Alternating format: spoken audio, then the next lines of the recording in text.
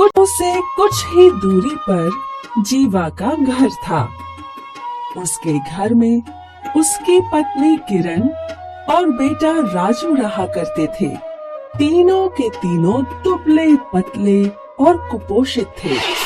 जीवा जंगल से लकड़ियाँ और जड़ी बूटियाँ इकट्ठी करके उन्हें गांव में बेचा करता था। चूल्हे के लिए लकड़ियाँ ले लो, लकड़ियाँ ले लो।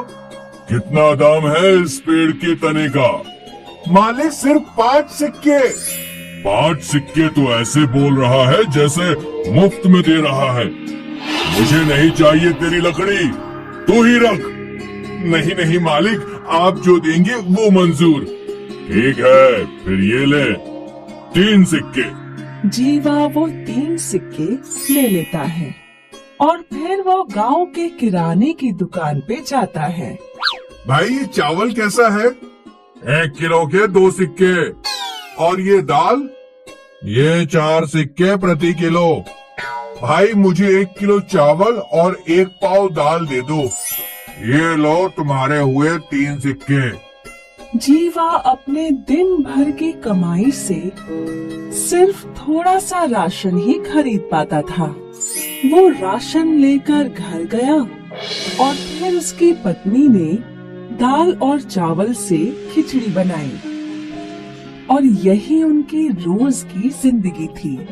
मौसम बदला और अब बरसात शुरू हुई। जीवा फिर भी जंगल गया और वहाँ उसने लकड़ियाँ काटी और एक बार फिर वो बाजार में लकड़ियाँ बेचने लगा। लकड़ियाँ ले लो, चूल्हे के लिए लकड़ियाँ ले लो, लकड़ियाँ। सुबह से शाम तक वो चिल्लाता रहा, लेकिन आज बारिश की वजह से एक भी ग्राहक लकड़ियाँ खरीदने नहीं आया। निराश जीवा वो लकड़ियाँ अपने कंधे पे लाद कर अपने घर की ओर निकल पड़ा। आज मैं अपने परिवार के लिए खाने का इंतजाम तक नहीं कर पाया। हे भगवान, ये कैसी जिंदगी दी है मुझे। निराश जीवा अपने घर पहुंचा और वो अपनी पत्नी और बेटे के सामने रोने लगा। अगले दिन जीवा वापस अपनी लकड़ी बाजार में बेचने गया, लेकिन इस बार भी कोई खरीदार नहीं था।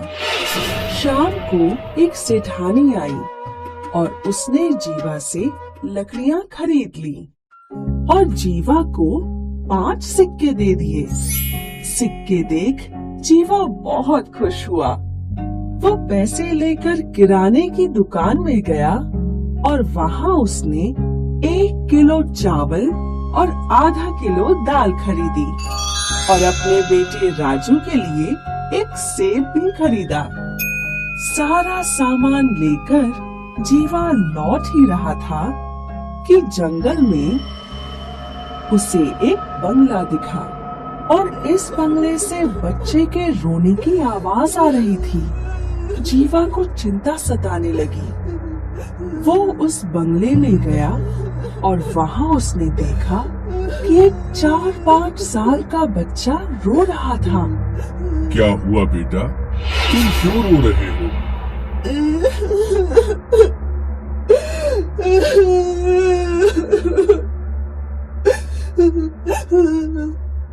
मुझे बहुत भूख लगी है। मैंने 3 दिन से कुछ नहीं खाया।